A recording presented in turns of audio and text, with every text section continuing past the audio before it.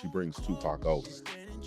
And man, bro, this brother was the weirdest looking dude.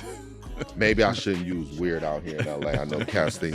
Yeah. He just was very foreign looking to us, right? Now, mind you, I'm saying this with a iced tea can go on, one of them belt buckles with your name on it. My name at the time is MC Rock T, though. Right? I got the cheap shell toe Adidas from Kmart. Yeah. Not even the real, not Run DMC. First words this man says to me. I say, can I hear something? He say, yeah. He say, I'm telling you, when I heard this man rap, that was the most amazing rapping I ever heard in person in my life up until that moment, and maybe since. One day, Layla's in Marin City and she's reading a book. She's reading Winnie Mandela's book. I'm laying the groundwork to show you what kind of individual Tupac was.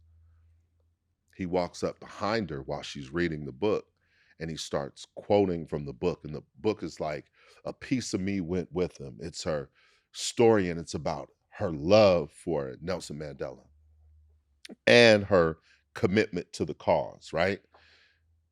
And Tupac walks up behind her. He's like 16, 17, and he starts quoting quotes from the book. She turns around.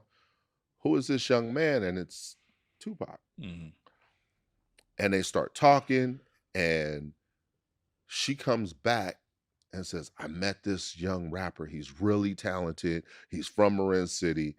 And the weird thing, maybe it's like this in most Black neighborhoods, but Marin City and Santa Rosa is pretty much relatives to each other. We got cousins over there and we cousins to them, etc. But we often would fight and didn't get along and this and that. I'm like, man, I don't want to hear no rap from the jungle and da. She's like, no, I'm telling you, you should meet this guy.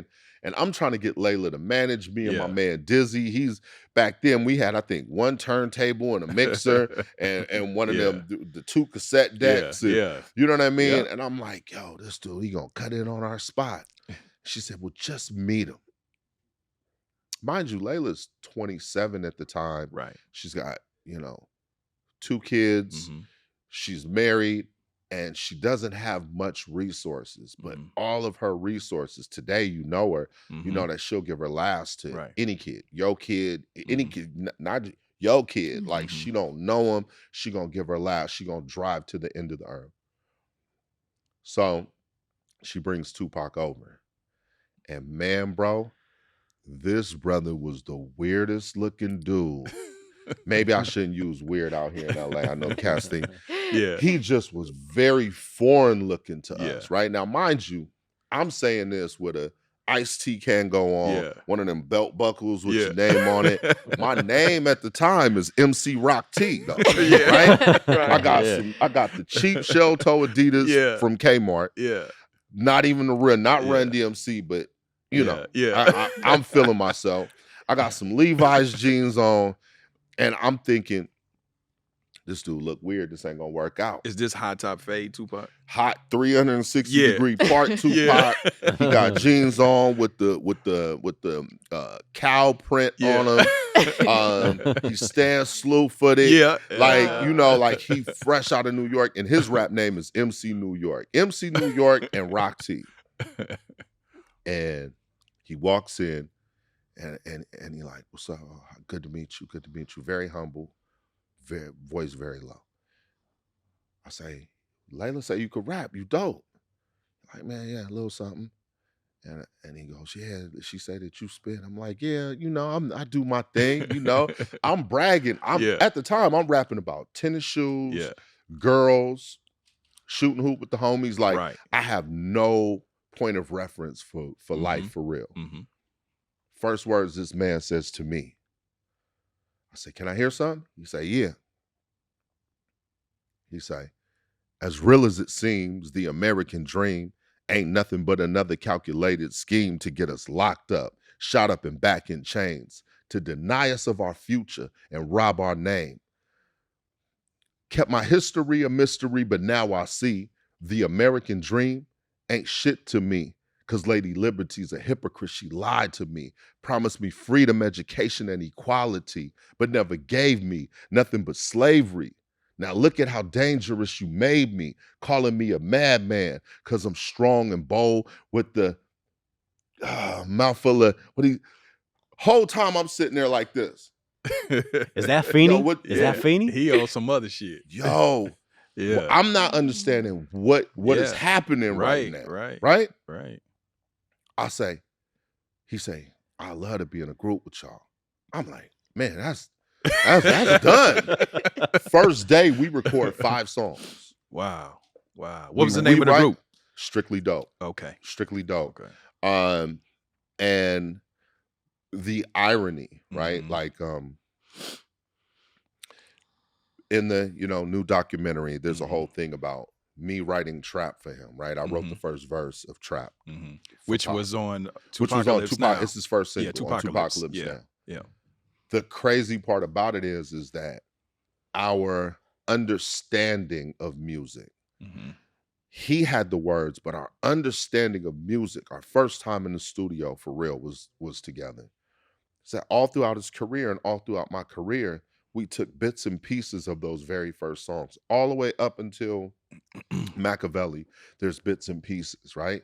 2Pacalypse now, I wrote all over that album, not just that one thing, but I can't take credit for that because throughout my entire career, I took bits and pieces of shit that you wouldn't even know is really Tupac shit.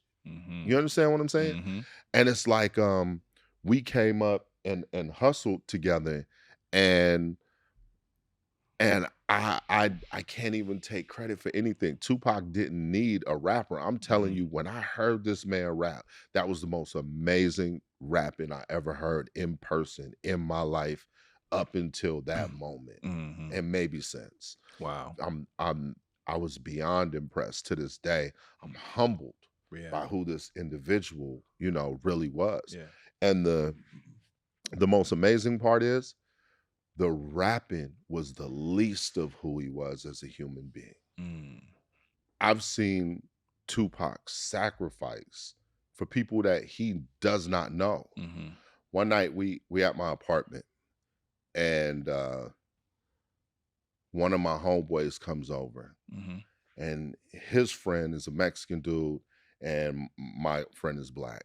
They come in and they just got jumped by a whole party of, mind you, we're in high school, so a whole party of grown men, maybe college age and older, white men, beat this man bloody. Pac sitting there. He don't know my homeboy or his friend. I'll tell you why I say this. He believed in black and brown love and support, and he believed in it in a very authentic way. The one who got the worst of it was the Mexican brother, right? Pac says, nah, fuck that. We gotta go address this. They like, man, it just happened right around the corner. He's like, man, they like, bro, but it's like 50, 60 people out there. He like, nah, we gotta go address this right now. Forever the leader, the tip of the spear. He goes around there. He walks up to the crowd. He brought him with him. He said, which one of you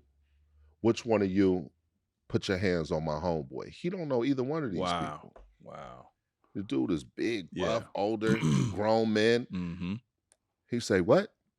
Which one of you put your hands on my homeboy? And the first one that stepped up and said, me, we start rumbling. Now, mind you, it's 7 of us. It's 40 people on that other side. We fighting. Police come, we run. Of course, the police chase the black people and the Mexican dude. Nobody says nothing to them. Then they bring all 40 people over to the house, which was my house, where they caught us and lined us up. And it's a crowd of white dudes. And the police are like, which one attacked you? And Pac says, you don't think there's nothing wrong with this? And the police says, what you mean? He said, you got a white mob asking 7 black children, minors, which one of them attacked you? So I was the one that actually swung on the dude first, and they going down the line. And as soon as it got to me, he snapped, stepped in. He would rather go to jail than me go to jail. He would rather get in trouble than me get in trouble. And I have 100 incidents like that I could show you back to back. I speak on it because people say shit like, oh, Pac wasn't no gangster. Pac wasn't a gangster. He was something above and beyond that. He didn't fight for money. He didn't fight for fame, right? For attention, for clout. He did it on principle, because there's a reason to die for her right now. There's a reason to die for you right now. And he was prepared to do that. I don't even know what to say about that.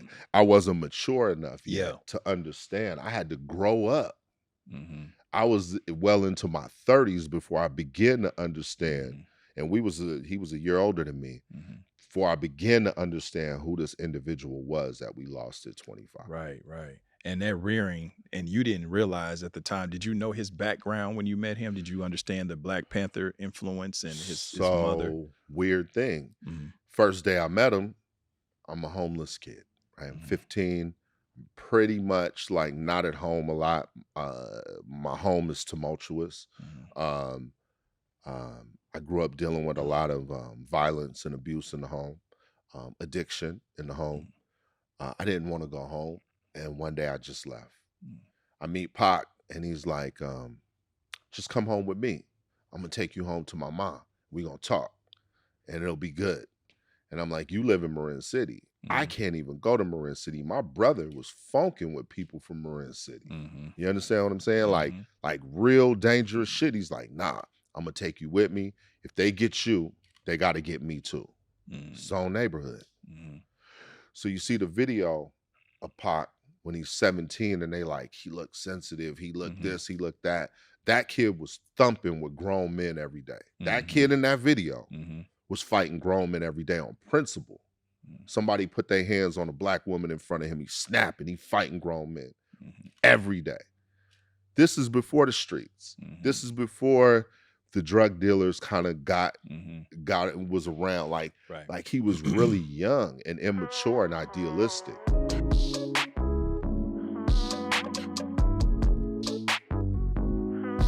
I'm home court, it's standing trial. Why ain't I see you round back when I was down? Karma's on the way. What goes around comes around. Karma's on the way. There's nothing you could do now. You gotta pay.